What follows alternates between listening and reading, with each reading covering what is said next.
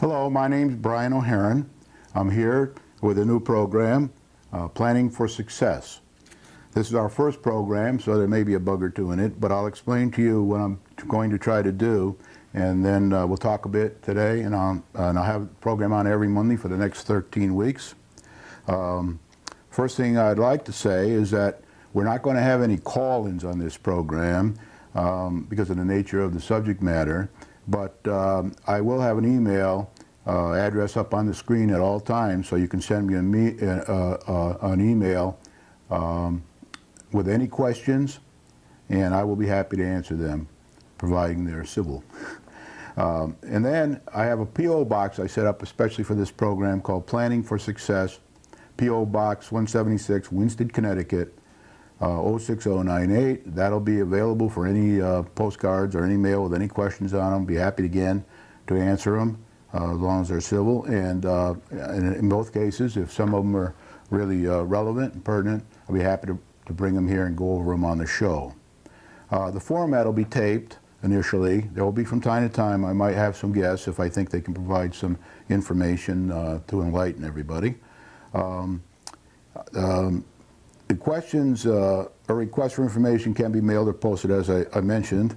The opening dedication is kind of self-explanatory, and there will be a closing dedication, which we won't probably have ready for this show. If we do, you'll see it. If we don't, you won't. The song was Home Sweet Home, which is one of my favorites, and probably, I think, relevant for this program, since we're going to be talking a lot about the town of Winchester and our homes. I want to switch to a slide now, and I want to talk about the purpose of the program. It may change a little from time to time as I get feedback from people, because that's how I kind of operate. But the purpose of the program is to provide the most timely and accurate information possible on a weekly basis for voter and taxpayer decision making as objectively as practical. And we really do want to try to keep this objective, and there's a lot of reasons for that, which I hope to go into in future shows.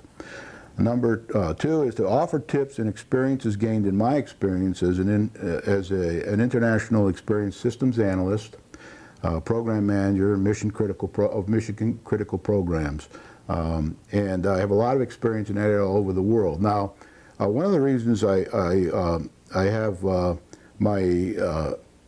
some initial credits that I will read in a minute is because whenever anybody tries to offer help anywhere in the world, not just in Winston, anywhere, everybody first tries to trash them, you know, slander them or something. And that's happened to me already here in this town. And so one of the things I want to say right now is, if I can find the notes here, is that I don't have any affiliation with any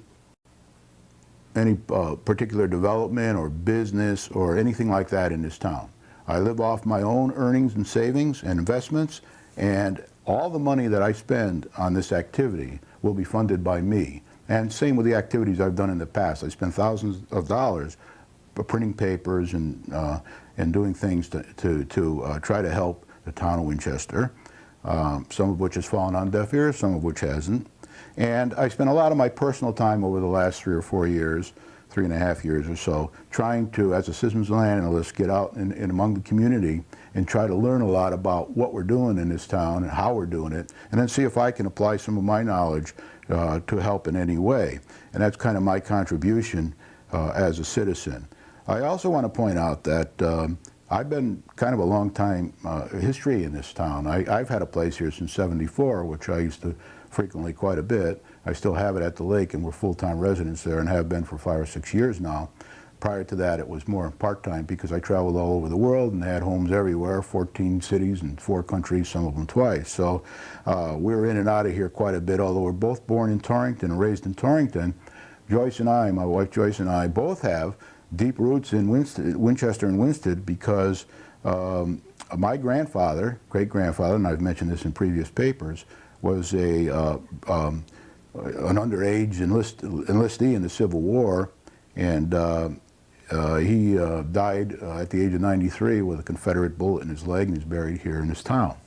My wife's grandmother, when she first came over from Hungary, and her father was in need, actually was a resident at the Gilbert home, and we're very proud of that, and we're very thankful to Mr. Gilbert for having that home. She didn't stay there too long. Her father got on his feet in Torrington, but he used to walk all the way from Torrington every weekend to Winsted to visit his daughter and her 2 brothers who were in the home, and then walk back to Torrington at the end of the weekend. So we're kind of proud of that. So you know, anybody has any questions about my background, I did publish once a resume at the one of the people in town said, "Get his resume."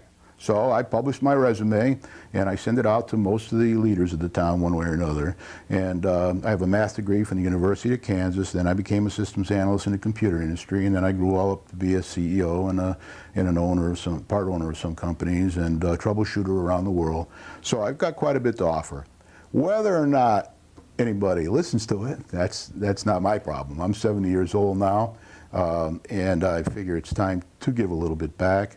And I'll try my best. I have seen things I've said in the past sink in and be effective in some way. But most people, when I see them, they say, "Why do you bother? You know, nobody's going to listen. You're not going to do any good. Nothing's going to happen." All right. Well, anyway, the next thing is I want to offer tips and experience gained in my own experience internationally from managing, in one form or another, all over the place, mission-critical programs, often at the drop of a hat. If a system, a big computer system 30 years ago went out in Australia, the president company would call me and say, "Get out there immediately. They can't run their business. They can't get information to the board of directors. They can't get people on the airline. They can't open any bank accounts or get money out of bank." In those days, there were big centralized systems as big as this building, and if they weren't working, they had to be fixed. So off I went on a plane, called my wife, told her we're leaving. I was leaving, bought a toothbrush on the other end, and stayed there until we got the guy back up on the air and marshaled all the resources there. So got quite a bit of experience in that kind of thing, and there are a lot of techniques used, and there's a lot of planning necessary, a lot of management of very diverse people that are all pitching in the same team to try to achieve the same objective, get the system back up and running. Then later I did the same for companies that needed to be turned around. So I did a lot of troubleshooting, went into areas, tried to study what the problem was, and the only way you can do that is by getting involved, and then put a plan together for success with a bunch of people who don't want a plan and don't think they need a plan, and then you got to get things done. The next is to offer tips and experiences gained as an experience for large, small, and entrepreneurial companies. I've been vice president of many big companies, several big companies, and I've been CEO of my own with partner company. I've been involved on Wall Street for 15 years with entrepreneurial companies, Telerate. I was for a while at the Wall Street Journal with running their computer systems and that kind of thing. So I think I can help a lot for anybody who wants to listen. And we know we have a lot of teachers in the town. I'm thankful for that. And teachers all know that nobody will learn unless they want to learn. If they don't want to learn, somebody can tell them, they can teach them, but they're not going to get anywhere. the next thing I want to try to do over the 13 weeks is to offer some observations emanating from observing the studies of the town of Winchester in action. I look at all the TV programs, I go out to the meetings, I talk to people everywhere I go, because that's how analysts gain information. They talk to people of all sizes, shapes, in any area of the town, rich, poor, anything. Anywhere you can get information in a system environment, it all helps. It all forces things to happen. It's kind of Darwinian in the fact that it's natural selection. The more you find out, and the more information you get, and the more you understand the problem, the easier it is to try to put a plan together to fix it. And the other thing I do, and I've already done a little of this, is I write papers, and I pass them out. I'm going to talk about one of them right now in a few minutes. But about 3 years ago, when I first came back to town, a lot of people started asking me for money. You know, can you donate money to this? Can you donate money to that? That's in addition to all the money I get asked for around the world for donations. So, finally I got to the point where I said, well, how about if I follow the old adage of when a person is in need, don't give them too many fish. Teach them how to fish so they can fish for themselves, and then when you're not around, they can get on. So I decided to take, and while I'm here, use my retirement time to try to help as much as I can. Sometimes I get very tired doing it, I have to rest a bit. The chairs downtown in these meetings, they're hard, and my back hurts and my legs hurt. Sometimes I'm in there 8 hours at an inland wetland meeting, or some meeting like that, or long hours at selectmen meetings. I don't go too many of those in person because they're all on TV. So I watch them till I can't stand it anymore, and then I turn them off. But I always like to watch the first part when people get up to give their views, because that's what I'm really interested in. What do people think? Now, unfortunately, not enough people do that. There's a lot of reasons for that, which we'll talk about over the next 13 weeks. Now, when I came back, what I did was I immersed myself in a society. I spent too many hours in meetings and reading papers and reading the newspapers and talking to people, canvassing, getting people to sign petitions. Whenever you bring a petition around in the town of Winston, it's probably the same everywhere in the world, it's an hour a signature, because you have to explain to people why you're there and what you're looking for, and talk them into giving you a signature. And then you have to listen to them telling you all their problems, why, you know, like for example, when I wandered around for one petition, everybody asked me, are you here for the taxes? Are you to help us with the taxes? Is that why you're here? Can you help us with the taxes? We're going to have to sell our house if if the taxes keep going up. And these were usually older people, of course. And since then, some of them have sold their house. This is a phenomenon that happens everywhere in the world, where real estate values are going up, and people have had property for a long time, and they can't keep up with the taxes. So it's not unique to this area.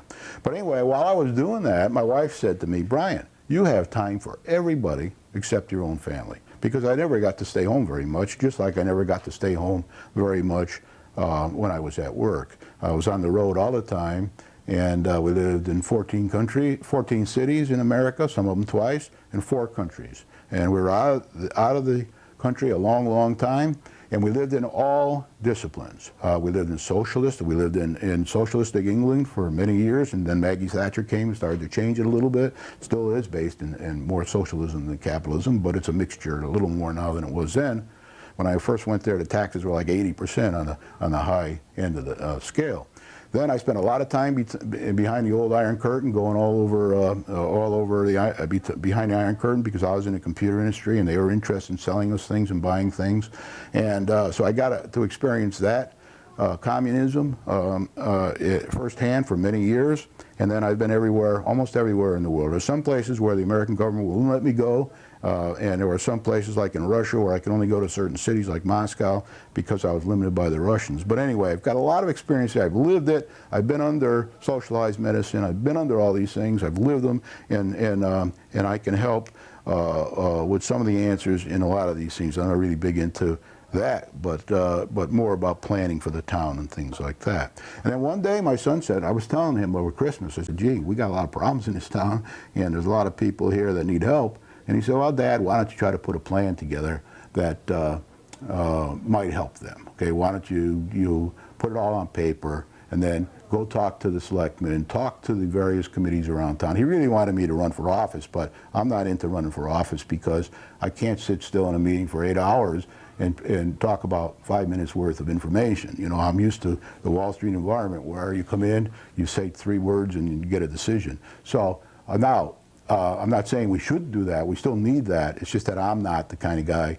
that can be in there. But there are, as they say in England, horses for courses. You need people who can do that. We have people who can do that. And from what I've seen of all the committees in town, I'm very impressed with all of them. I'm very impressed with the people, the time they spend. It's on their own free time. And I'm very impressed with the management of the town.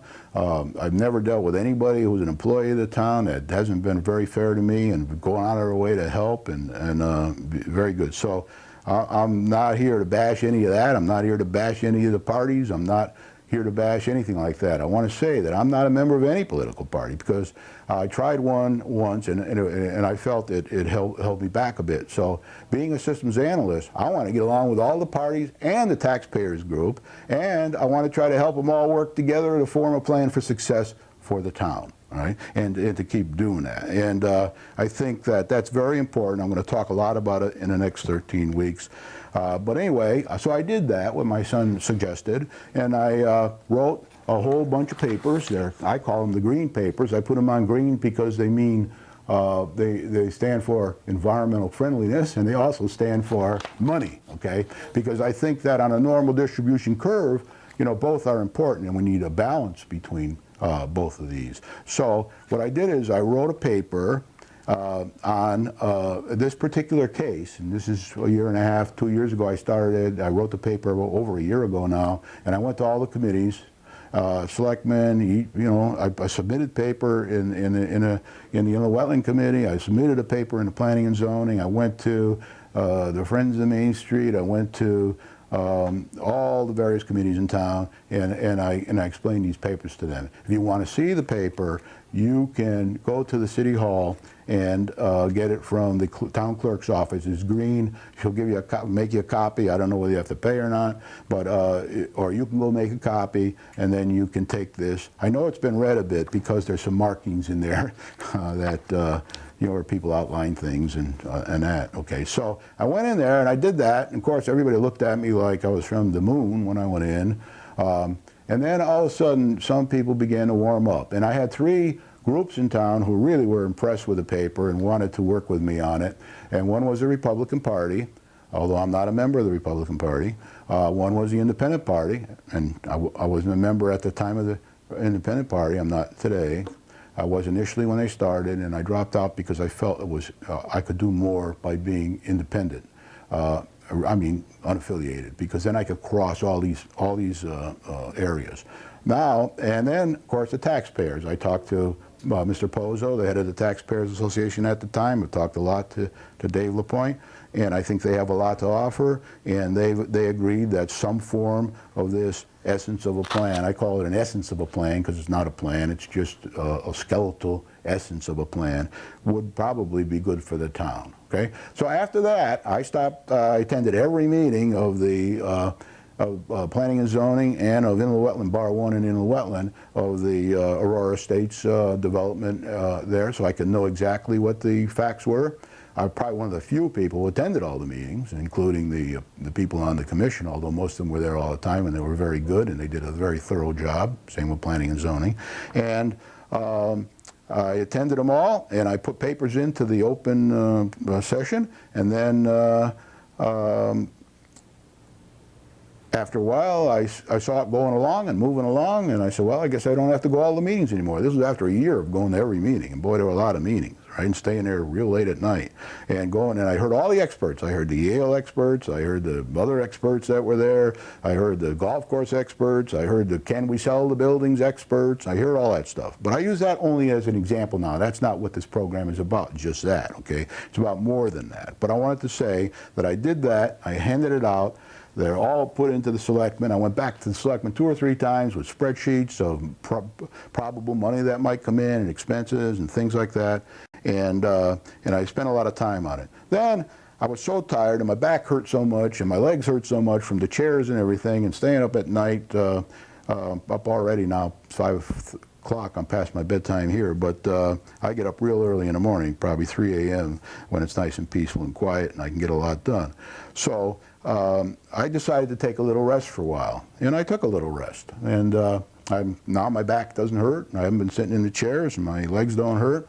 But then all of a sudden, along came a new bond issue. And I said, wait a minute, that's the theme of my whole green paper that I wrote a year and a half ago. That whole thing, the needs of the town in the school area, the police area, the post office, the fire department area.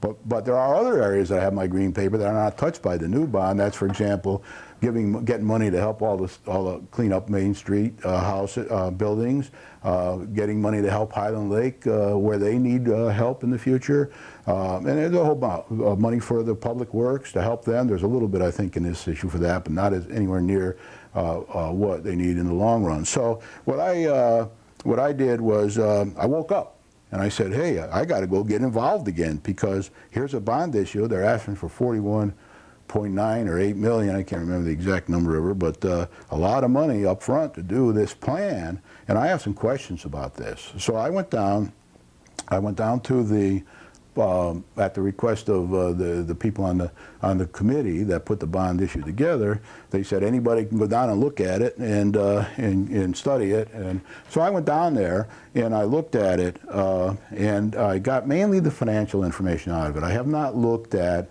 you know, are the buildings going to be the right size, and how long is it going to take, and how much are they going to cost. There's other people in town that are better qualified to do that than I am. So I don't have any problem with the new bond issue as far as what has to be done and over what time period, and what is critical and what's not critical. But I do have some ideas on it that I want to pass on, and I feel very strongly about, from a planning viewpoint and all that there are certain things that probably should have been done or could be done to improve the situation. So the first thing I want to know as a systems analyst is, okay, they're saying it's going to be 2 mills, and it's going to be 2 mills plus interest.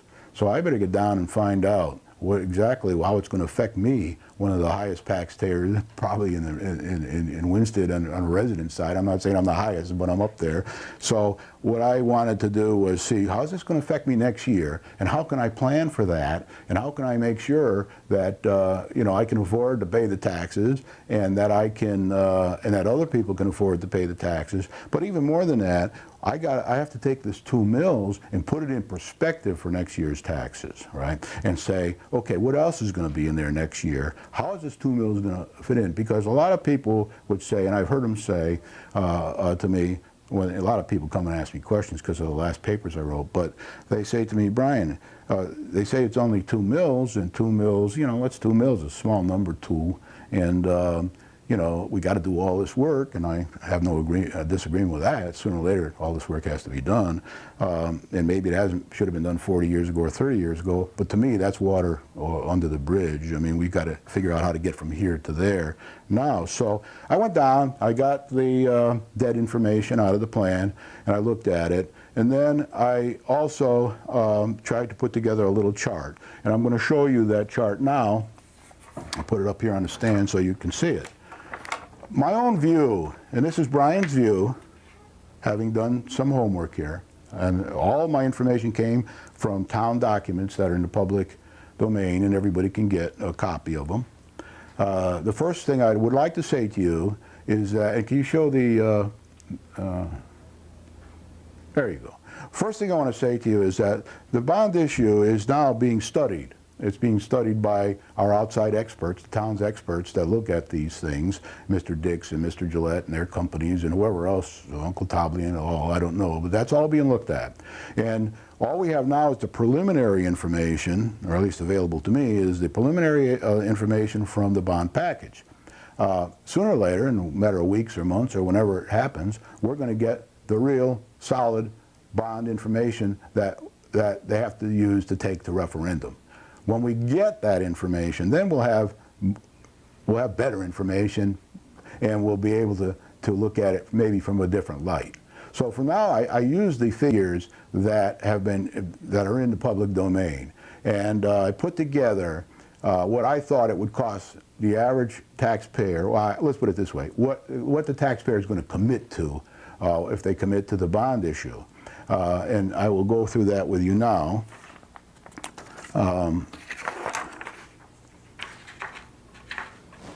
Okay, the first thing is, can you show this one on there?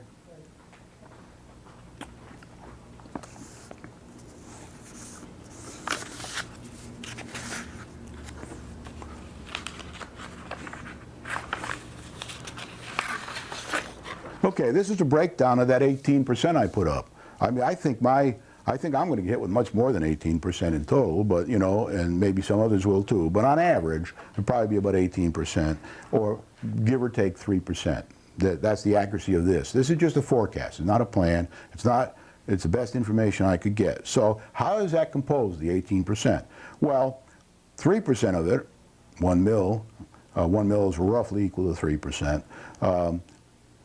Is from the 2006 bond package, which is where we did the roads and we did all the whatever we did in the 2006 bond package. But most of that work's done now. And next year, according to this debt package I got from the town, we're going to be paying 3% for that, whether it's a bond issue or not, new bond issue or not. It's going to be 3%. And then we're going to have an expense budget next year. The town every year puts a budget together, and they go to a referendum, and at the referendum the town votes on well, first they go to a town meeting, and then they go to the referendum, the town votes on it.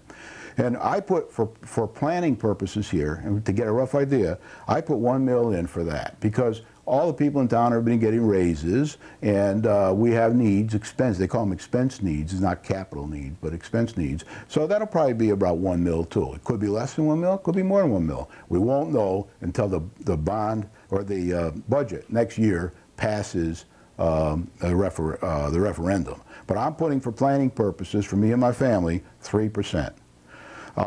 The proposed bond issue, as the committee says in the slide, is 2 mils, right? That could be less than 2 mils, or it could be more than 2 mils, depending. It's 2 mils plus interest, actually. So it could be, is what they say. So it could be less, or it could be a little more. But it's going to probably be around 2. So I use their number, so there'll be no argument about that number. And I don't know what it'll be in the end, but that's 6%. Right? Now, the reason I put commitment on this paper is because sometimes on a bond issue, it doesn't hit you right in the same year, so it might hit you a little later. But in their papers, they had money hitting us in 2008, 2009, so I put it in here there. If not, we are going to be committed to it as soon as it goes through the referendum, and then sooner or later, we got 20 years to pay it back. What it'll be, we won't know until we get this information and it gets through the referendum. Now, the next thing we have happening is the property revaluation. All of our property is, as we speak, being reevaluated right now. And that new increase in property tax, if any, and I'm sure there will be some for the average person. Some won't have any increase, maybe. Some will have huge increases, and some they'll be all over the normal distribution curve. So it depends on their property, how much it's evaluated, or how much have they added to it in the last 4 or 5 years. And that's a real complex area. That's too much for this program right now. And we're going to have to wait for the property reval numbers to be put in, and for that to be done. And I think that's way up around September, October, maybe even later. I don't know. Oh, I'm sorry, February I think it is now. Sorry, it was originally supposed to be around October, November. Now I think it's up around the end of February, maybe even early March. But they got to get it done in time for the next tax year. So now if you add that up, you get on the percent side, 18%, right? Plus or minus, I'm saying 3%. So it's going to be either 15 or 21 or somewhere below or above. We won't know. But what I can do is we can say, whenever we get some real information, when the bond package is complete or when the reval's done, we'll change these numbers. And when the expense budget is done for next year, we'll change these numbers. But until then, I'm going to plan on 18% for my family. Now, when we do have reval, the last one, which was done in 02, that we dropped the interest rate about, the mill rate about 5% or 5 mils or 15%. So we will get most likely a drop in the mill rate, which helps a little bit, and then that puts us back to even again. And then anybody who has an increase in their property value will pay more depending upon how much the value increased. So, and it's different for everywhere, so it's hard to forecast. So we have to wait for those numbers. A mill is roughly equivalent to 3%. It's actually a little more than 3%, but I didn't want to fool with the decimal points here because it would confuse everybody. And then plus or minus 3% here, because I already got some questions about that. Now you'll notice on the property reval, there is no mill there because it's going to be 4 mills, and then or more or less, and then but people will pay that mill rate on more. If their property's worth more, they'll pay more in the mill rate. Now, this will take hours to explain, and I can't always get it explained to me properly. But what I've done is I prepared a list of questions for vision appraisal, who's doing that now. I was going to leave that up there, but that's okay. I got a list of questions here for vision appraisal, and I'm not going to go through them all here. If anybody sends me a card or letter, I'll send it to you. But this is, you know, what was the average last time? I know the net grand list. The net grand list is the grand list that's taxed by the town of Winsted. The gross grand list has churches and buildings that the town owns, town halls, stuff like that, schools and all, that aren't taxed, all right? So the net grand list is the key to this whole thing. And that's roughly 588 million in change right now this year.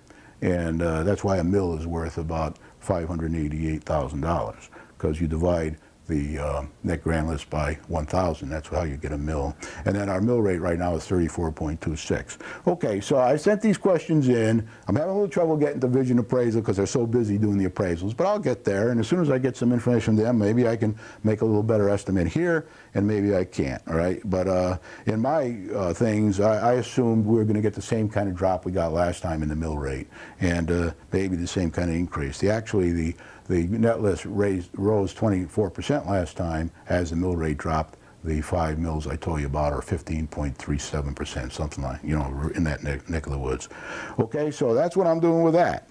And I've now, what happened, because these people agreed with me the last time I went around, they asked me if I would come on their programs and I would go over this information with them. So on Friday night, I went on the Republican program, and because they invited me, and I went through this information with them. It was a little different then because since I put it on the Republican program, I got some questions about the property reval, and people didn't totally understand it, and I didn't present it right. So I've redone it, and the one you saw tonight is the latest one. And if it has to change again next week, I'll change it next week. There's no ownership here. This is try to be as objective information as possible and take everything into consideration. All right. No personalities involved in this. These are numbers, and they come from information that's pretty available to most people in the town. All right, so that's that. Now, by the way, I'm not an actor, so I fumble a little bit. You'll have to put up with me on that. But also the Independent Party, before they split, the Independent Party also endorsed the approach I had in the last plan, and the head of the Taxpayer Association endorsed it, and the Taxpayer Association made up of all parties. So. And again, they said they liked the approach. They thought maybe there should be some changes to it. We all had to talk about it. So did I agree with that. And the town would have to put together their own plan, but this was kind of the concept they were interested in. So I've offered to go on their show, and I went to the Democratic meeting. That was a little rough, and they really didn't endorse the thing publicly, but some individuals agree with it, some don't. The party itself has no stand, and I never did get to see the taxpayers because I just talked to Mr. Pozo. But anyway, I went on the Republican program, I presented this approach, and I will go on anybody else who's asked me, providing it's chaired properly, and we don't get into a slanging match or anything like that, or obscene calls or whatever. So what I would do is I want to help. I want to do it in a friendly way. I want to be friends with everybody. My own view, I want to re-emphasize this, is that everybody has something to offer in the town, everybody. And when I managed the computer things, I managed all over the world. I had teams made up of 7 different countries, some of them who hated each other. French and German in the same team and all that. They had people with dyed red hair, people with all kinds of crazy habits, and but you got to get them together. They all had something great to offer, and they could all make it. So that's my view. Everybody, I don't diss any of these groups. They all got something to offer. They're all trying their best. They're putting in their time. So there's no argument with any of that. So anybody, I already told them, if you want me to come on, I'll be happy to come on and answer questions and explain things. So I think I'm pretty much through that. Now, what about future subjects? So future subjects I want to talk about, and I could sit here and talk about these for a long time, but the first thing that's going to come up is I'm going to present this week probably at the Republican thing, because I've been invited back every week for a while anyway, or at least this week. I'm going to say what I think is the problem and what the real problem is in the town. It's hard to say that the taxpayers are holding us back when we averaged over the last 10 years 4.87% tax increase every year. Some years it's 8, some years it's 1, but on average over the last 10 years, and according to the town documents, and somebody can correct me if I made a math mistake, I do have a math major, but I often make math mistakes, is 4.87%. I mean, that's not too bad. Inflation is 3.5%, and that includes gas and food. The core inflation is like 2.26% or something. And when I call up the Schwab to say, how do I plan my future, they say use 2.7%, you know, for inflation. So, and I'm not going to argue. We could talk forever about inflation, but so I don't really think the Taxpayer Association and the Independent Party are the worst thing in the world. I don't think the Democrats are the worst thing in the world, and I don't think the Republicans are. I think they all got something to offer. And if you actually took and wrote a charter for the town or a platform for the town, they'd all be in agreement, right? I think everybody wants to improve the schools. They all want to get the buildings squared away. They all want to have a nice Main Street. They all want to have good teachers. They all want to have languages in the school. And we could go on and on here. They all want a good police department, good fire department, all housed in the proper environments. The only difference is how you pay for it. So that's what boils down to all the squabbling, or how fast you, how much you spend on it at any given certain point in time. So those are things I'd like to talk about. So next thing I'm going to do is present my paper on what I think that the problem is, and then I'm going to present a paper, and anybody can get a copy of this paper once I put it out, is what I think the solution might be. You can pretty well guess what I think that might be by the name of the show and all, but I think the solution's kind of got to be a plan for the town of Winchester. You know, political parties at the national level, that's one thing. At the local level, it's a little different, because we got a set of problems here that may be different than the national level or anywhere else. So that's just Brian's view. We could argue about this till the cows come home, and we don't really want to do that. What we want to do is try to concentrate on getting along, getting everybody working together. So that's the kind of thing. And I got a lot of techniques that I've used all over the world. And you know, you show me a problem you've got Winchester that I can't solve, I'd be very amazed, because I've solved. You know, they don't happen overnight. It's going to take a long time, but you can't get over 40 years of neglect with one punch. You know, it's going to take a lot of work and a lot of people concentrating on a plan for success and spending no time at all on minor issues. You know, C. Northcote Parkinson wrote a book, and his book was called, you know, the main thing in his book that everybody knows about is things expand to fit the space available, Parkinson's law. That means if you have a garage and you build a big garage and you're going to put your cars in, next thing you know, you got a bicycle in there, you got your lawnmower in there, and you got this and that, and then I got guys in my neighborhood who can't fit their car in the garage anymore, right? That's Parkinson's law. Things expand to fit the space available and what's available, okay? Now, the next chapter in his book was about a thing called bicycle shedding. And bicycle shedding is very simple. If you bring in to a meeting of a group of people, a board of directors, and you say, we want to talk about a 50 billion times 10 nuclear plant. There's very little discussion, because most people don't know too much about $50 billion times 10 nuclear plants.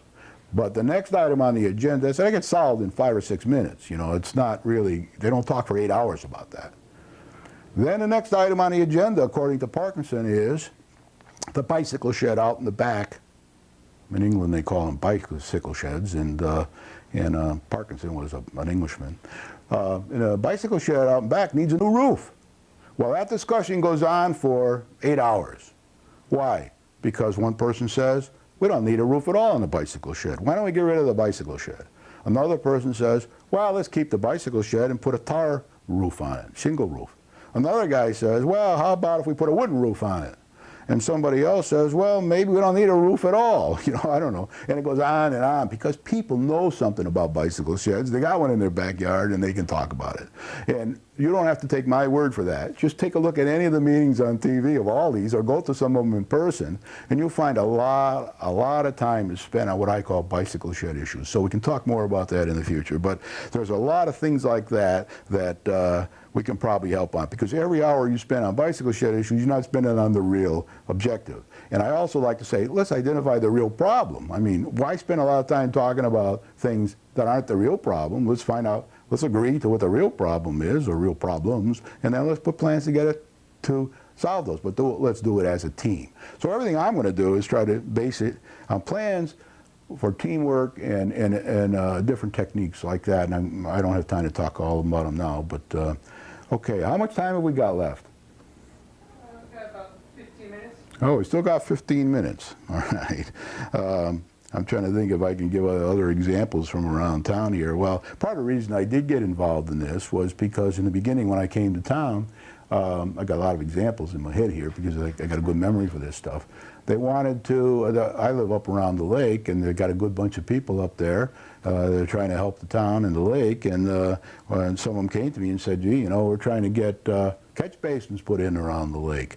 And I said, well, catch basins, why do you want those? Well, that's to keep the water clean and, you know, filter out the stuff from the side of the road. And these catch basins at that time probably cost $12,000. And in order to get a catch basin, they had to go to the town and fight for their piece of the town budget every year. And they were having a rough time because the town didn't have that much money to give them. So maybe they get 1 or 2 catch basins. They had other plans, which were like if somebody builds a house, maybe we can get them to put in a catch basin next to their house. And then they're very positive about that. So I sat down and did a calculation. And I figured, how many catch basins you got? They told me. I said, how many new ones you want to put in? They told me.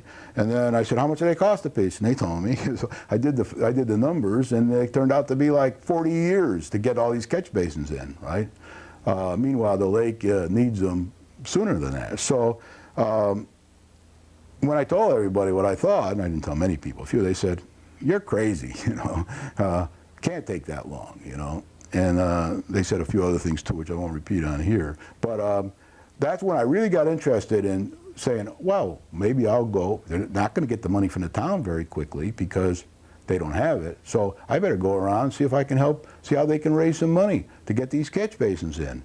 And when I was going around looking for money to one way or another to raise money to get the catch basins in, and I had some novel ideas, which not too many people liked, but I said, because I've raised a lot of money around the world for entrepreneurs who are now billionaires because their ideas worked, and I've also raised money for guys that never made a nickel and spent a lot of money. But when I was looking around, I said, where are we going to get the money here? And then I also saw all the other problems. Where are we going to get the money for that? Because in a lot of ways, this all boils down to money. I mean, if we had the money and we were spending it wisely, then you know, we'd be in much better shape. There is a whole school of thought in town that maybe we're not spending it wisely. I'm not dwelling on that. We could talk about that some other time. But anyway, I started looking around, and all of a sudden I see this guy trying to come in with a big development on the hill. And I said, well, I don't know anything about him or his development or the town or their committees or anything. So I started going to the meetings where he presented his plans. And I started, you know, ad nauseum for a year and a half, and some of it I had to repeat it because when he got turned down once because he didn't own some of the land, they had to repeat the whole thing, bring all the experts back, bring in lawyers, everything. One meeting I went to had 6 lawyers in it. So I learned a lot. I just learned a lot. Now, I used to own part of a company that made water quality measuring equipment in California. And yeah, so I know a lot about water quality and water quality measurement. I'm not a scientific expert on it, but I can talk to them, and I do understand their needs. So what I did was I went to all the meetings, and after about a year and a half, it became apparent to me and that's what my green paper is about, that, hey, this might be a good opportunity for the town. This guy wants to bring in 900 houses, high-level houses. He wants to bring in a nice top-notch golf course, sort of a Jack Nicklaus style golf course, not Jack Nicklaus, but somebody, you know, one of that caliber, 18 holes. And he wants to, you know, he's going to give open space to the town. A lot of this good work came from people on the lake going to the meetings and asking for things and demanding things, and they did a good job at that. That's, again, natural selection. They're in there banging away for their needs and trying to get, they weren't happy with all the answers, but they did get a lot of things, and they made the projects better for that reason. So I suffered through a lot of bicycle shedding there, but on the other hand, they got a lot out of it too. Took a lot longer than it should have, and you know, all that. But anyway, it got through that. So now that is moving along quite smoothly. It's got its approvals from the Inland Wetland Committee, and you don't need to talk to me about that. You can talk to the Inland Wetland people. P&Z gave their approval for the first one, 450 houses or so, and in the golf course. And they're now working with the state to get permission from the Army Corps of Engineers, who might ask them to do a little more water quality stuff and all, I don't know. And they're also working with the DEP at the state level to, you know, try to get their approval, because one of the reasons for they have to go to the state is because they have a big piece of land, and that throws them into that category. So, in the watershed stuff and everything. So that's all happening, and it's moving along. And the first one's now approved, and needs those state approvals, and then they can start breaking ground. But in the meantime, of course, we've got this little, not recession, but we got this little problem with the subprime mortgage lending around the country, and the housing prices are stalled, and things are happening in that area. So we don't know. I put in my papers here that it might take 2-3 years before we get any money from that development. So, but my own view is, hey, wherever we can get the money from, that's wonderful. Doesn't have to be the development. It could be, you know, some more Howmets coming to town, or, you know, but it can't all be just from the taxpayers, because there is a limit there. And if you reach a limit, then it gets to the point where you have a taxpayer revolt, and the next thing you know, the state puts in some kind of control. Like California, you can only raise it 1% a year. In other states, 2%. New Jersey, I think, is 4%, and you can only push so far. So my view is, you know, ask for the taxpayer for a reasonable amount of money that you need, but we got to work on trying to build up the revenue, add new taxpayers one way or another, and that's a very long and difficult problem and plan that needs a lot of work by a lot of people, and no wasted time on bicycle shedding. So with that, I think I'm just gonna say, on the introduction, I played Home Sweet Home, because my home is here and your home is here. I don't want to see any people that I love lose their homes. I have 2 cousins that are in their 90s. They're actually my father's cousins. I call them my cousins. They live here. I have an uncle and aunt that are in their mid-90s. They live here. And I'd like to see them live comfortably here in the future. I don't want them moving out. And I have a lot of friends in the same position. So I would like to see how much I can help in that respect. So Home Sweet Home was the entry. That'll probably be the entry song. I played it on my squeeze box. I might have made a couple mistakes because I broke my finger last year.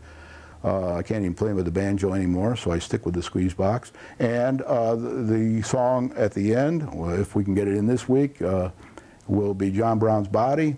And it'll be Home Sweet Home this week. Next week it'll be John Brown's Body. We already recorded it. And John Brown's Body I'm playing because my great-grandfather's Civil War activity, and John Brown song was big there. Julia Ward Howe changed it into the Battle Hymn of the Republic, but it was John Brown's Body before that, and that's what I know it as. And my great-granddad's name is on the memorial, so we'll have a picture of the memorial up there. And I'm also dedicating it to all the other veterans of all the wars in the town. And again, I'd like to see everybody be happy, everybody succeed, and everybody look at Winsted as being a huge success. And one of the things I'd like to see before I end here is a lot less in the paper about how bad Winchester is, and more in the papers around the state about how good Winchester is, and how well everything is happening here. And we all know there's a lot of good here, and there's some things that need to be resolved. So with that, I'm going to say thank you. I will be bringing in some guests in the future, mainly to give out things like there are 3 plans for senior citizens to get tax breaks. I'm trying to get my hands around that so I can get something out to the senior citizens. They don't have to crawl around through the state statutes and go down and that. So we're looking at that. I'm dealing with the town on that. I'm also looking at what it takes to vote, how you register to vote, and how people know when they're, a lot of people say to me, we don't even know when the referendums are. Well, you got to look in the back page of the Republican in a legal section, or once in a while it's in a, here, you know, and then maybe they can look on the website, I don't know. But I want to take a look at all this, because when I talk to people, whether you like it or not, they don't know, right? So I want to make sure everybody's aware when there is a referendum, what they need to do to sign up for it, which they can vote for and what they can't vote for. I'm not telling them how to vote in any way. Maybe send out some mailers around telling people there will be a referendum, will be at a certain date. Try to get people to put their election signs, put the dates on them, say when the election is, where it's going to be, because that's the very next question after when is the referendum, where is it going to be, what time is it going to be, that kind of thing. So I'm just going to try to provide information to everybody so we can make the whole process easier, and I may or may not succeed, and I may just get a little bit of the way, but we'll give it a try. Thank you for watching.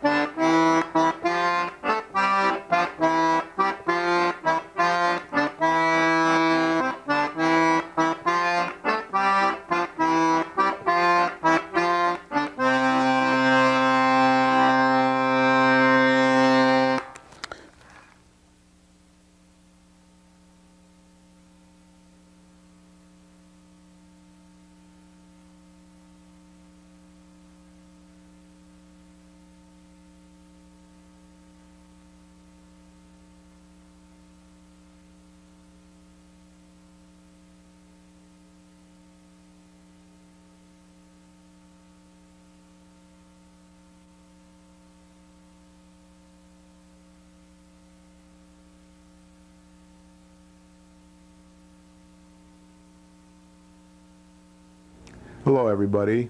This is the second in a series of 13 programs to help in the area for planning for success. Since I'm 70 and happily married for over 45 years, I'm going to wear my glasses during this show quite often. I want to say that the embroidery in back of me is not from the folk artist. I found it in a 100-year-old cottage I purchased, a bungalow I purchased in Winsted, and it's a home sweet home embroidery. You can't see the home sweet home because I'm sitting in front of it, but I thought it was kind of pretty to have in the background. I would like to first go quickly over the agenda, if we can go over the agenda. I have it up on the board,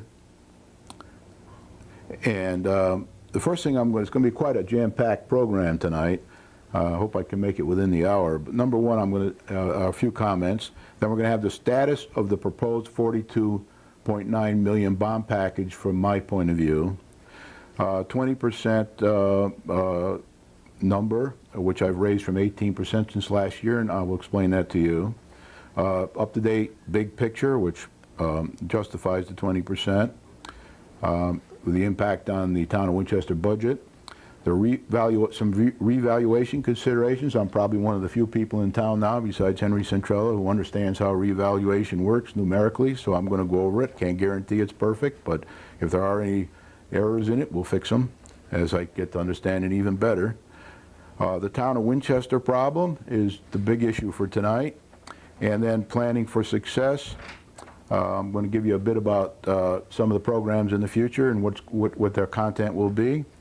Then I'm going to request that you send your email for various reasons or postal address. And then I'm going to ask you to contact some organizations. And that's kind of what we're going to do. With that, I'm going to give you my introductory comments. I got to put a different slide up here on the board.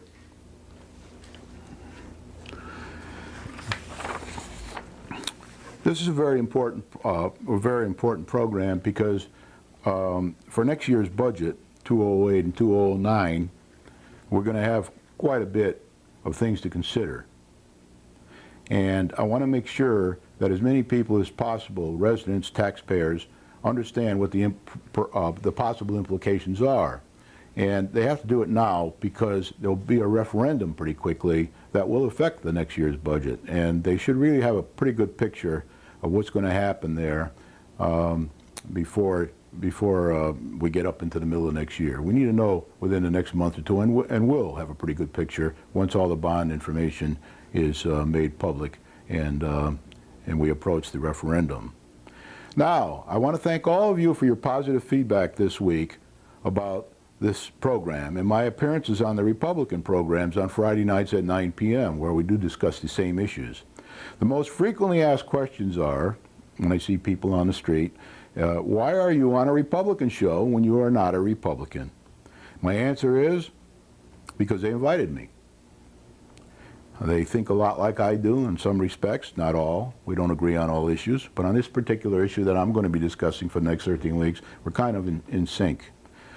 The next question is, how are we going to stop all this dissension and obtain teamwork and unity towards a common goal on the Board of Selectmen and in the committees in town? That will be addressed on future programs, and that's kind of what the whole series is about, so it's hard to answer it in one sentence or two. Just watch from week to week, and that'll all unravel, and by the time I'm done, you'll know how I think, and then you can either apply some of the ideas or not, whatever. Just as I offered to state my case at any political party, town committee meeting, and the Taxpayer Association board meeting when I did my green papers over a year ago and presented them to the selectmen and to all the committees in town, when I did that, most people took me up on it and all agreed in principle with some reservations with my ideas, except for the Democratic Party, that did not comment either way. When I wrote my essence of a plan for WIS the Green Papers, I have also offered to appear and state my case on the TV show of any political party and or Taxpayer Association on the Channel 13 if they are objectively chaired. Now, so if anybody wants me to come on and they're objectively chaired, I'll be happy to do so. I will be appearing this evening on the Jay Budahazy Show, Winston Issues, at 7 p.m. and on Channel 13 here. And I'll also be appearing tonight on the Richard Pozo's program, The Sentinel, this evening at 9 p.m. I'm trying to get this message out to as many people as I can in the town, and these people have a lot to offer, and they have an audience, and we want to get this information out there, discuss it. Again, we don't always agree on all the issues. There's plenty of differences of agreement, but on many and most of the issues, we do agree. I may also be appearing on David LaPointe's program, LaPointe Counterpoint, this week or next, and that's at 7 p.m. on Wednesdays. Why am I doing it? Well, it's the American way, and I believe in the American way. I've lived in a lot of areas, and I think this is a great way to do things, and probably the best in the world. So I'm going to get my opinions across and try to help. I'm now going to place another slide on the stand, and this is the status of the proposed $42.9 million bond issue as I see it. Number one, the bond package is right now with bond counsel and other outside consultants for review. How long it'll be there, nobody knows. We haven't got any official publicly available information back yet. There were some articles in the local newspapers, the Register, Torrington Register, and the Waterbury Republican American, about a meeting last week with the school board committee, and I'm not going to comment on those because they're not official information released by the town, and probably the parties will be discussing those. Once approved by these bond counsel people and outside consultants and all the internal people that are working on this official package, once it's approved, it will go to the Board of Selectmen, I'm told, for approval at either a special meeting if they desire, or at one of their regular board meetings. And that's the regular board meetings are October 1st, October 15th, and November 5th. And then after the election, there'll be more with perhaps a different group of selectmen, maybe not. It depends on what happens during the election. Next, once approved by the Board of Selectmen, an advertisement, I'm told, must be placed in a newspaper announcing a public meeting within 30 days or less. And people tell me this could be fast-tracked, so it could be less than 30 days. At that public meeting, they can send it to a referendum within not less than 21 days or more than 45 days. Again, I'm told. I have no official paper from anybody about this, but I just picked as many people's brain in the city hall as I could, as town hall as I could, to get this information. Where once it's in the referendum, there it will be voted on by the taxpayers, yay or nay. So that's the information I have. If anybody has any more accurate information, I'd be happy to receive it on my email address or my in my post office box, and then I'll update this. It's kind of hard in town hall to get everything on one piece of paper. You have to talk to a lot of different people and then compare results, and they're all good people, they all mean well, but there's a lot of searching to do, and also they're very busy, so it's hard to get their attention, and it's hard to once you do get their attention, they're very cooperative, but they got a lot on their plate. So there's a lot of fishing around that has to be done. This is the best I could come up with for this program. Maybe next week I'll have better information, and maybe not. I'm going to again put up the 20% on the stand and explain this a little better. I raised it, the 20% this week from 18% because I got feedback from people, and they said, Brian, if you reread the debt information, you'll find that the proposed bond is more like 2.67. That's capital and interest, rather than 2 mils. So I changed that, and actually I have a mistake on this slide. The 6 is I need to raise to 8 there, so I'll just do that right now. and when we get to it, I'll show you. So, so I raised the mill rate, and the total mill's now going to be 4.67, and the percentage is up to 20%.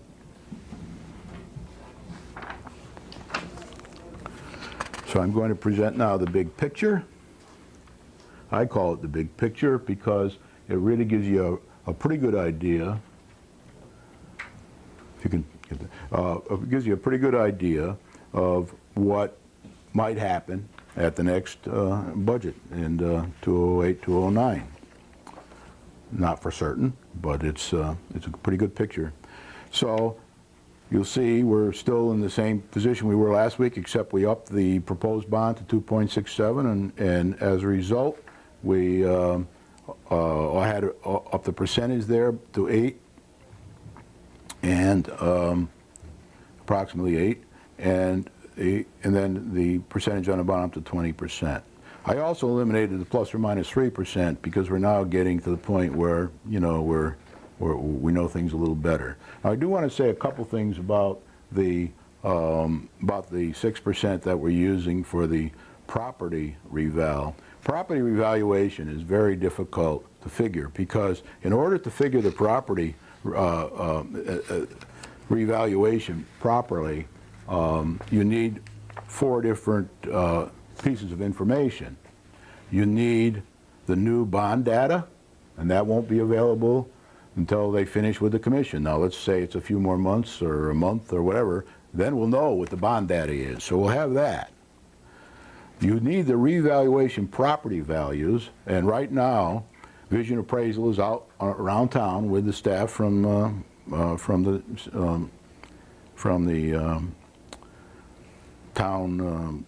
town's assessor's office, and they're reevaluating all the property around town. It's called a statistical revaluation because it's done statistically in most cases. They don't go into the houses on this reval. They will go into the houses again on the next reval in 5 years or whenever the next one comes along. So that's called a statistical revaluation. Now I'm told, and again we're not certain on any of this, I'm told that somewhere around the end of December, beginning of January, they will be sending out the new evaluations to every homeowner, every property owner in Winchester, and people will know what their revaluation number is. And then they have a chance to appeal that with the town, and after the appeal process is all done, preferably by the time the budget is approved and necessary, then we will know exactly what revaluation effect has had on the budget. Then, of course, we will need the 2008, 2009 budget information. Well, you know, that's up sort of like around April next year, give or take, whatever time, and that has to go through a referendum and be agreed. So the budget information is very important in calculating all the stuff. And then the other thing we need is we need the budget information to calculate the mill rate. And then to calculate the mill rate, we also need the net amount to be raised by taxes. So when they go through the whole budgeting process, the finance director and whoever else is involved in this whole thing will figure out what the net amount to be raised by taxes is. And then they will divide that by the new net grand list, and they will come up with a mill rate. So it's very difficult now, it's impossible now for anybody to really figure out what the effect of reval is. So when I did my rough estimate to get this 6%, which may be average of 6%, which may be nowhere near what it'll turn out to be, but I did want to have some kind of a number for planning purposes, and we will change it as soon as we have better information. So I put, I'll show you how I calculated the 6%. In the 2002 revaluation, which was used for the 2003 budget, this is what happened. The net grand list, which is the assessed value amount for all the property in town, went up by 26.7% because the average house or average property in Winchester increased by an average of 26.7% in assessed value after that assessment, after that revaluation. The mill rate went down by 15.35%. And usually when they have a revaluation, when the values go up, then they try to bring the mill rate down, and theoretically, if there was a zero budget increase that year, they would probably be a wash, and it would, you know, the plus and the minus would cancel out.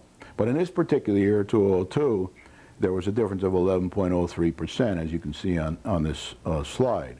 Now, what I did was I took those numbers and I went through a couple samples of houses, how much they were before the revaluation and how much they would be after the revaluation by using the 26.7% and the 15.35 minus. And then I used today's mill rate because I was just trying to get an example if the same thing happened again this year, if values went up by 26.7 and the mill rate went down by 15.35, which won't happen, but just to be able to explain the process, I took that and I used the existing mill rate, and I came up with, if you can lower that a little bit, I came up with a few examples that showed that it's roughly about 7% increase because of the revaluation, and I took 6% just to be a little conservative, and this year probably won't be anywhere near that. But I wanted the people to see how the mill rate is calculated and how the reval numbers are arrived at, which it seems to be a big mystery to most people, and was to me until I went through this process. And I may still have an error or two, and somebody gives me the feedback, we'll fix that. But anyway, it's not an easy process to understand.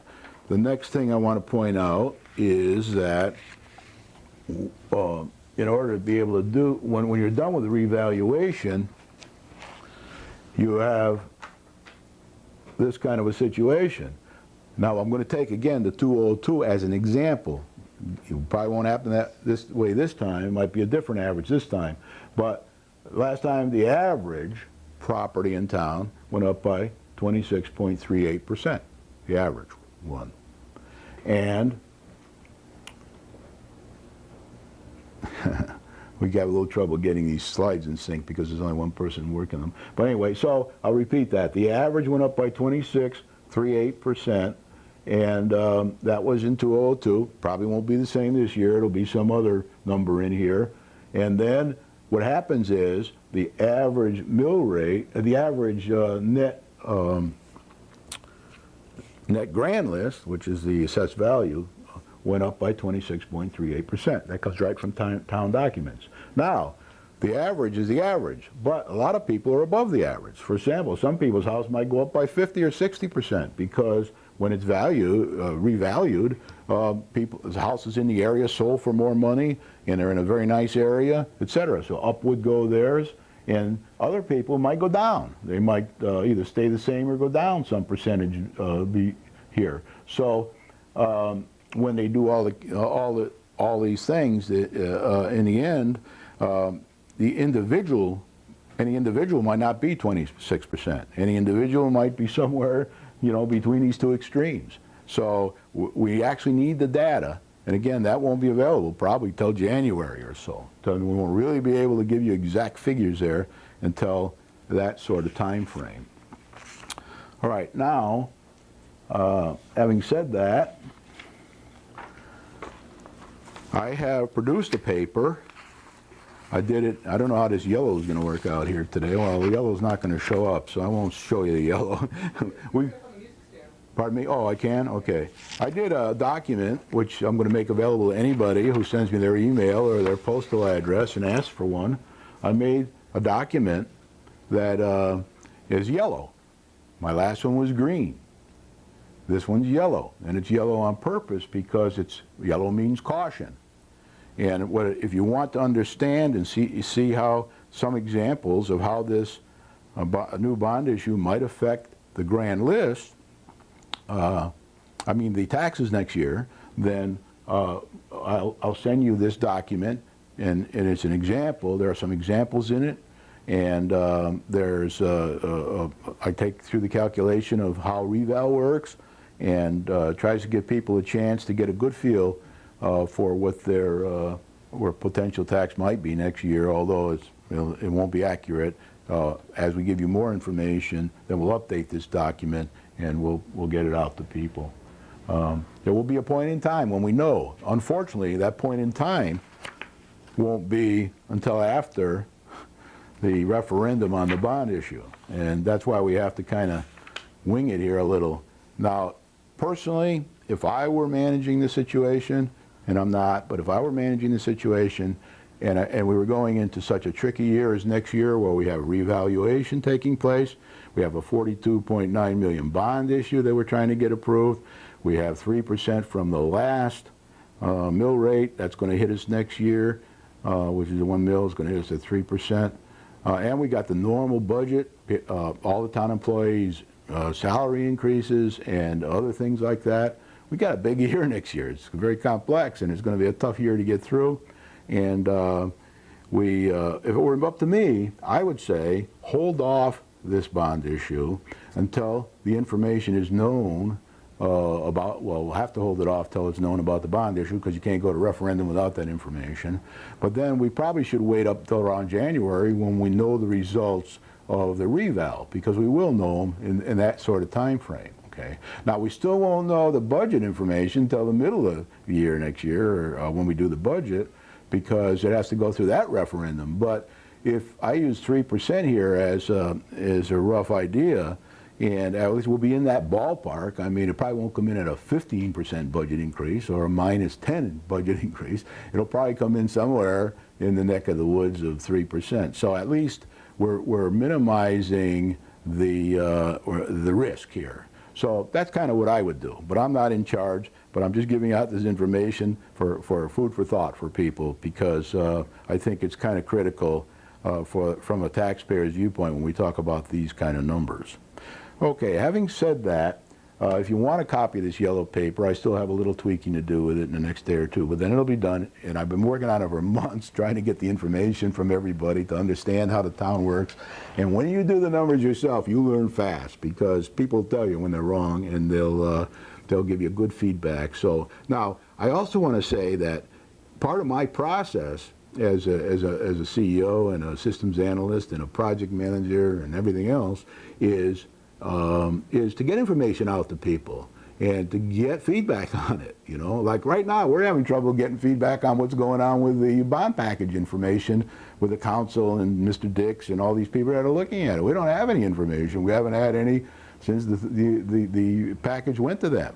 My view is, hey, let's keep the information out in the open. Let's let everybody see it. Let them all feedback on it. Let's evolve the thing in a way that if people have good feedback, they can give it back, and we can then move on. But I'm not in charge of that, so we'll have to wait until we get the information, and then once we have it, we can finalize it. We can update all our documents, all our estimates, and we can make them. It's a real-time thing. It's going to happen in real time, and I explain why when I tell you the 4 things we need to be able to really tell the effect of reval on here. Okay. Now what I'd like to do is go to what I call the meat of this program, and that is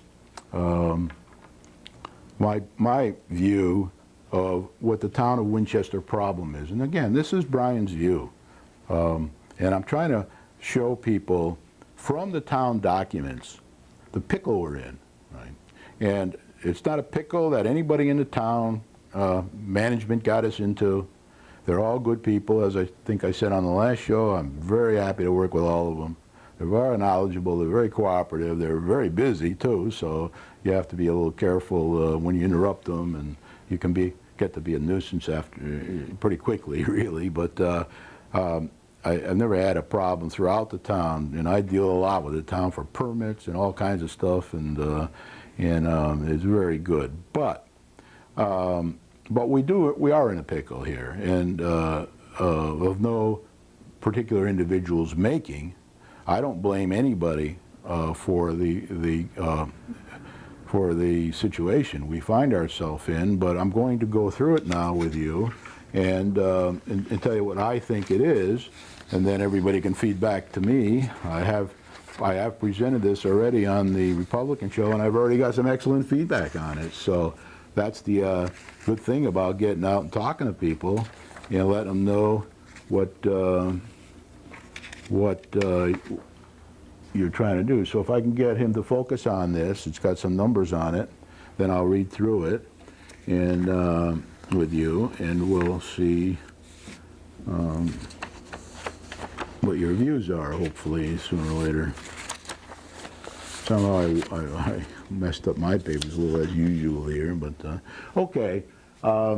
If you can focus on that chart, then I'll turn and go through it with everybody.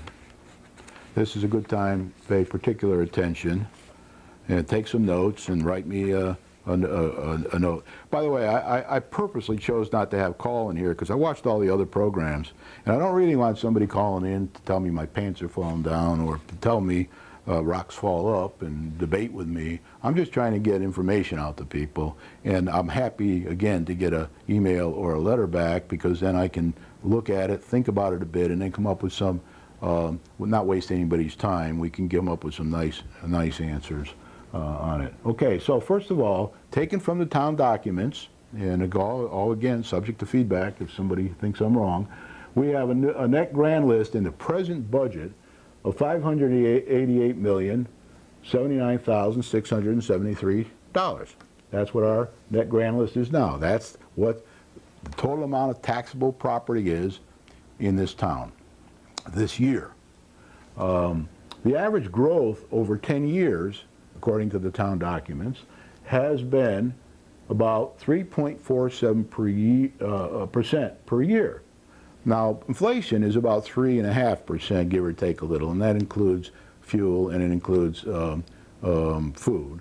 So that's we're pretty close to the average inflation rate there. And it fluctuates from year to year. It's not always the same. You know, as you know, gas price is high, food price is high now, and the core inflation is about 2.2%, maybe 2.3%. Okay, so when I talk to Schwab about my own investments for retirement, they tell me to use 2.7% for inflation, but we got it's probably about 3.5 now. So that's that. Now, guess what? That turns out to be $16,026,447. That's the average, how much we bring in extra each year over the last year, right? And the average is an average, and of course it includes the big years when you have revaluation. So in the revaluation years, you bring in more than in the other years, because you had that 26% leap there when we did the reval last time. But it all averages out, and it averages out to about that kind of thing. And part of the reason it isn't really a big leap too much is because we did lower the mill rate. So when we lower the mill rate, that brings things down a little bit. But the average assessment did go up, therefore the average taxes went up, and all in all, we averaged $16,026,447.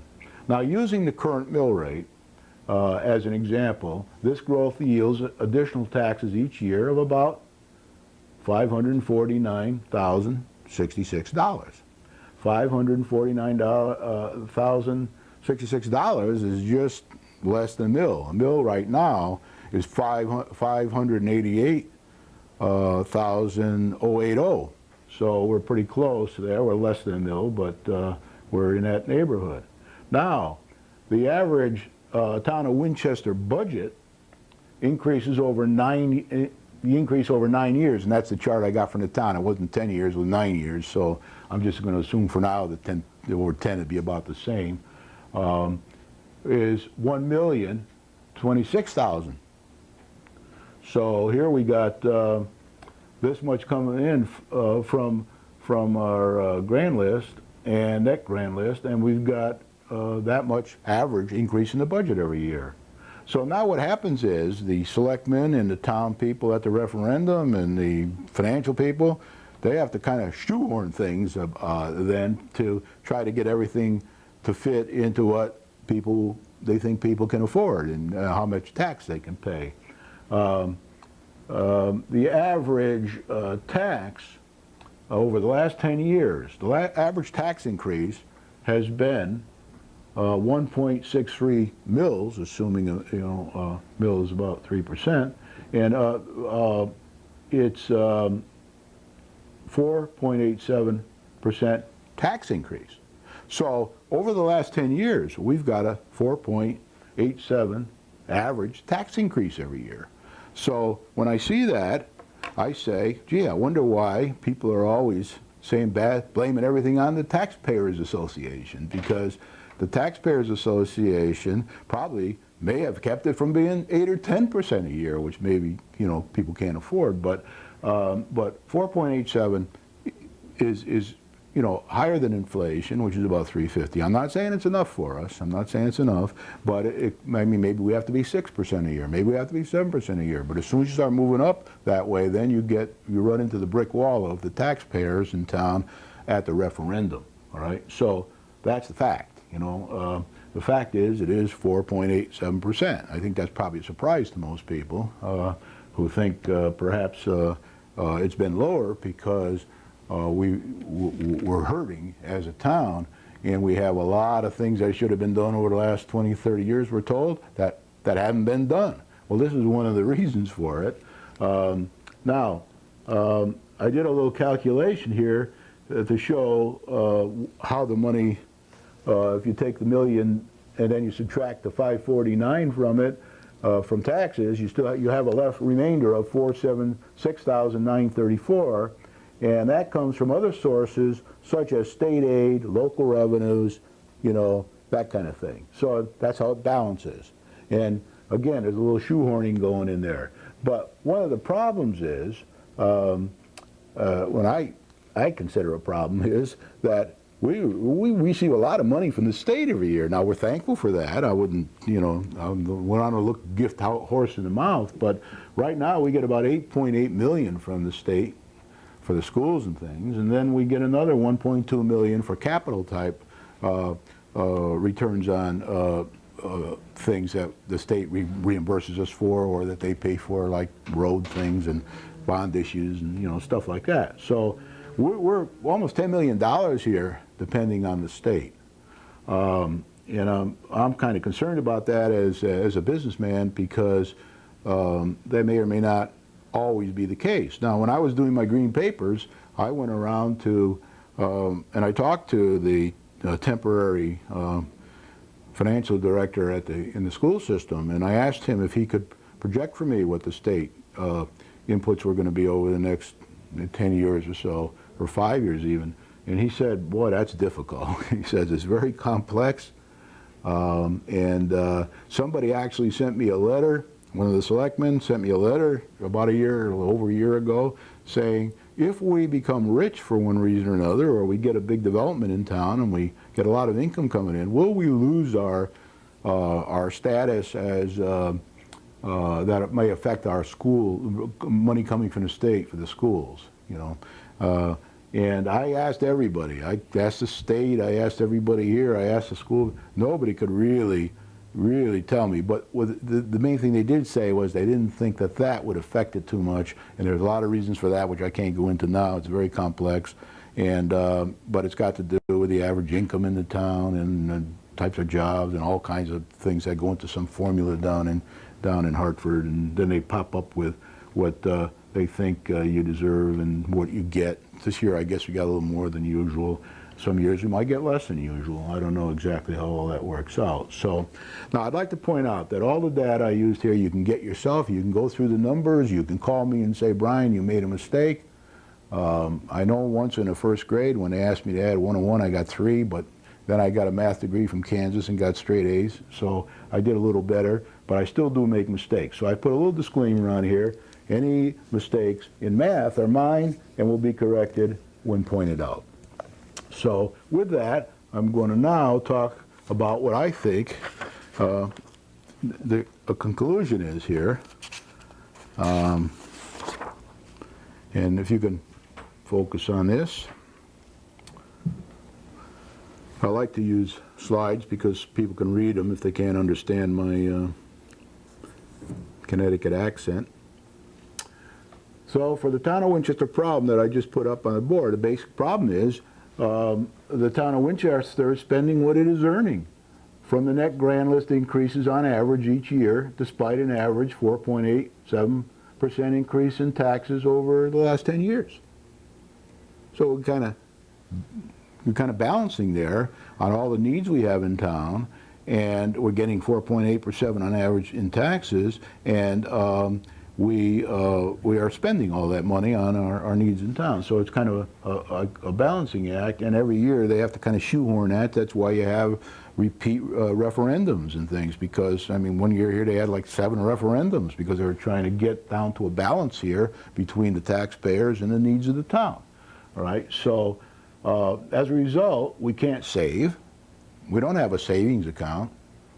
To the best of my knowledge, somebody can enlighten me if we do. What we've got is the fund balance, which we all know has to be maintained at a certain level to get a decent bond rating. If you never go out for bonds, it doesn't matter too much. But if you have, if you want to maintain, we just a few years ago, I think 1 or 2 years ago, our bond rating dropped by Moody's. We have to pay a little more interest than we would have a few years ago because we didn't have enough money in the fund balance, and it might not be that simple. I don't want to say the answer here, but that was part of the thing.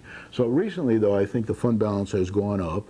There was a big battle last year in the budget process where some people said, let's use the fund balance to help, you know, do some more things in town, and other people said, no, you can't touch the fund balance, because if you touch the fund balance, then you know, that's really a savings account, not to spend, but you know, it's for real emergencies like a flood or the barn, you know, how the town burns down or something like that. So it's basically try to keep that fund balance at a certain percentage of something, and that's somewhere up around 1.5 million or so, give or take. Right? Now, I guess this year they have taken some money from the fund balance to apply to the budget. And I don't always understand all that, because there was the big hoo-ha about that they weren't going to do it, and then all of a sudden they did do it, and I'm sure there's good reason for it. But the fund balance is kind of set aside, and only supposed to be used, I think. You can check with the town, Henry Centrella, the finance director, for if you want more information on that. But basically, that's kind of for real emergency use, and you're not supposed to be trading in and out of it every year. We basically don't have any savings account. You know, we're not escrowing like we do in our own homes. We're not saving for the kids' college. We're not saving for the daughter's marriage. We're not saving for retirement. We're not saving for anything, right? We're spending every year, on average, over the last 10 years, everything, right? So I'm not surprised that if we can't meet our needs each year, and we can't do all the maintenance, and we can't get the new teachers we want, and we can't build new buildings, you know, it's because we don't have any money, and we haven't saved anything, and we haven't saved for the rainy day, right? So that's Brian's opinion again. I'm not blaming anybody here, because I know it's tough. You know, it's tough in my family to save. It's tough in everybody's family to save, and you got to have a lot of discipline. And when somebody tries to get in that savings account to spend money on a vacation or spend money on a new car, and that savings account is for the kids' education, somebody's got to say, no, you know, you can't do it. You got to drive an old car, and you got to go on any vacation. My father never went on a vacation. He painted the house on his vacation when he got off, and he took his vacation when the factory closed, because that's when they had to take their vacation. So, you know, we did one-day trips to the beach, you know. Matter of fact, that's how I got to know Highland Lake, so I'm happy about that. And when I look back on it, it didn't hurt us a bit. Probably helped us in that respect. So, and I grew up with a whole generation of people who were in that pickle, right? So, as a result, we can't save, we can't keep up with maintenance programs. There's been plenty in the news about that lately. That's part of what the bond package is all about. Matter of fact, that's almost all of what the bond package is all about. The bond package is mainly about fixing past things and posturing ourselves for the future. Problem with it is we have to borrow a lot of money to do it. And when we have to borrow, and I'm just talking economically here, I mean, if it passes and the taxpayers want to pay the money, I don't have a problem with that. I'll pay my share. But what I want to say is, rather than pay a lot of interest, that we could be spending, putting in savings accounts or spending on things we really need to do, then we probably don't want to do that. You know, I think probably what we want to do is look at things very closely. Which a lot of people are proposing, by the way. The Republican Party's proposing this approach. The Independent Party, what's left of it, are proposing this. I kind of agree with it, and the Taxpayers Association agrees with it. Is that find the absolute most critical thing you have to do, and put a little bond issue together to do that, and then stop and think about it and plan it out in the open with a well-balanced planning team. With somebody from each party, maybe even somebody from the Taxpayers Association, well-balanced, out in the open, take your time, don't rush, and see what the next set of serious things are. Okay. Now, in the meantime, we're going to be talking later about other things we can do to try to speed up getting some more money in to the net grant list in a fairly rapid manner. That isn't going to be easy. It's going to be tough. So when you're in this pickle, there's only like 3 things you can do. Same as in your family. You can cut the budget. Now remember, 1 mil equals 588,080. So to cut it 1 mil, you've got to cut out 588,000. That's tough. There are a lot of people who have proposed ways to do it. I'm not arguing with any of them, but that's something that would be, you know, that's tough. And if you have to do 2 times that, that's even tougher. And the reason you would do it is to get money to be able to then prioritize and invest in the things that are absolutely critical. All right, now, the other thing is to raise the taxes, all right? So if you wanted to raise the taxes, again, you have to, 588,080 is 1 mil, so if you want to raise it 1 mil, that's, you get 588,000 to put in your piggy bank or to spend on other things. Now again, if you keep spending on other things, you're being back in the same pickle we're in now. You won't be saving anything. So 2 mils will get you 1.1 or whatever it turns out to be. 3 mils will get you, you know, 1.5 million or so. But that's tough. Getting an extra on top of the 4.86 or whatever number I had up there for the taxes. The average tax 4.87. You add 3 mils to that, or 2 mils, or even 1 mil, then you're starting to run into this brick wall at the referendum again. Not saying it's not possible, but I'm just saying, but that's not really going to get you, unless you say at the referendum, we're going to raise this by 1 million, we're going to put it into a savings account, right? And when I talked about that with my green papers, we had some people who said, oh, absolutely not, we can't have any savings accounts. And the reason they don't want savings accounts is because they can't move the money around. If you set up a sinking fund, it has to be set up, it has to go referendum to get permission. Once you put the money in, you can't use it for anything except what it's set up for. If you set up for a fire truck, you got to buy a fire truck with it. If you don't buy a fire truck with it, then you have to go back to the referendum and you got to say, we'd like to move it from the fire truck to the snow plow, right? And then the referendum, town people will either agree or they won't agree. And people don't like that because they want to have more freedom. It's like the bond issue. People say, we got to have one big bond issue. One of the main reasons is so we can move money around. As a manager and a CEO of a company, I don't like that approach too well because I think we want to have we want to break it up into very measurable units that we can see that this money goes for the fire truck, that money goes for the police car, that money goes for the police station, that one goes to the firehouse, and then we manage it that way, and we don't move money between those unless we make it very difficult to do that. Because if you're not careful, you'll be drifting most of the money towards, guess what? The school system, because, you know, that's, we don't know what's going to happen in the process of this whole bond issue. We don't know what problems are going to come up. We don't know where the overruns or underruns will be. And it's better if it's tightly managed and the decisions are hard to make and everybody knows is involved in the decision making, and we can go. Because once we commit to a 42.9 million bond, and if it's agreed by the referendum, and we don't get some money back from the state that we thought we were going to get, because every time you look at any of this, it's all hedged by we're eligible for, we may get. Well, you might not get it. You might not, you know, they might change the rules on you or something. I don't know. So we as managers, we got to be in control of this situation. We can't be at the mercy of things changing and us not knowing you know, how bad it can affect us until it's too late. Then we got to reach into the taxpayer's pocket again, maybe, or take from one of the other projects, and that is not good. All right, so growth desires. Well, we all know what the growth desires are.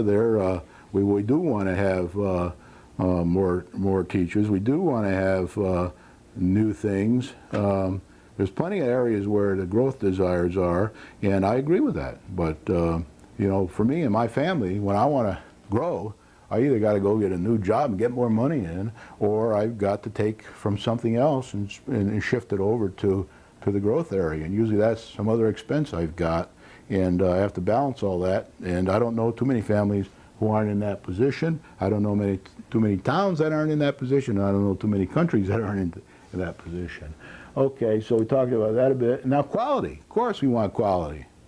We want good everything. We want everything to meet the standards, and should have a long time ago. We want everybody to meet the OSHA stuff, the ADA. We want the test scores to go up and be the best we can for our kids. We want the nice parks. We want the nice roads. We want to get Main Street cleaned up. We want Highland Lake to be preserved. We can go on and on. It's all in my green papers. If anybody wants to read it, go down to the City Hall and look at it, and you'll see all the things that need to be done over time. And usually people get backed into a corner, like we are now. We wait until the roof's ready to cave in, and then we all have to react, right?